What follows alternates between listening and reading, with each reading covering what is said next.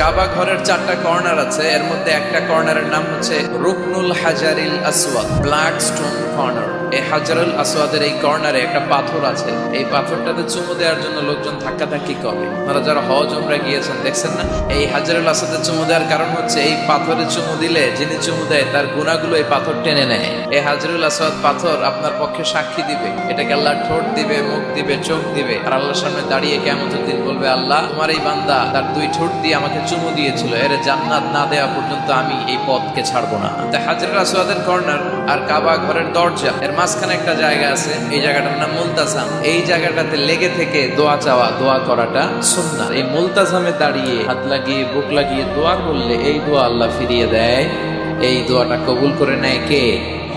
সাহাবারা এটা করতেন। কিন্তু এই মুলতাজামে তো সহজে জায়গা পাওয়া যায় না, লক্ষ লক্ষ হাজী সাহেব মুআতামিরুন উমরাকারীরা ধাক্কাধাক্কি করে ওই জায়গায়। তো এক ইমাম সাহেব সে অনেক ধাক্কাধাক্কি করে যুদ্ধ করে মুলতাজামে হাত লাগানোর সুযোগ পেয়েছে। হাত লাগায় ধাক্কার চোটে সে তাড়াতাড়ি করে আল্লাহর কাছে দোয়া করতেছে যে, আল্লাহ জীবনে যত দোয়া করছি আর যত দোয়া করব এই সব দোয়া তুমি কবুল করে নিও। এই একটাই দোয়া।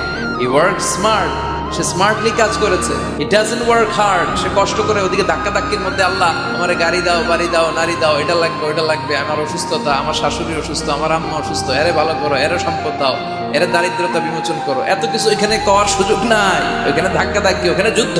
এবার ওইখানে এই দোয়া যদি কবুল হয়ে যায়, এবার বাড়িতে এসে দোয়া শুরু। সুবহানাল্লাহ পড়ে। এজন্য মুমিনরা they don't work hard, they work smart. তারা মেধাকে কাজে লাগায়, ঝুপ বসে কোপ মারে। যখন দোয়া করলে কবুল হয় তখন দোয়া করার দরকার আছে না নাই? আল্লাহ যদি আমাদের সবাইকে জান্নাতুল ফেরদাউস দেয়, ধাক্কাধাক্কি হবে। মা বাইনাল মিসরাআইন মিন মাসারি'আল জান্নাহ মা বাইনা মাক্কা ওয়া হাজার। সৌদির মক্কা শহর থেকে বাহরাইনের হাজার শহর যত লম্বা, জান্নাতের এক একটা দরজা ঠিক তত লম্বা। সেই হিসাবে কয়েকশো কোটি মানুষ আমরা এক ধাক্কা জান্নাতে ঢুকবো। তো দরজা যদি হয় এত বড়, আসল জান্নাত কত বড়? ওই আল্লাহর দরবারে ভান্ডারে কোনো কমতি আছে?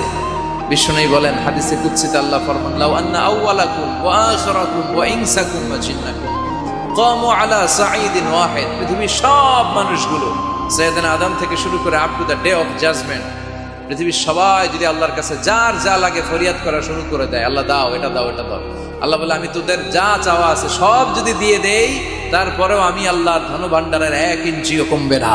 তো এই জন্য সব সময় কার কাছে চাইতে হবে? আল্লাহর কাছে।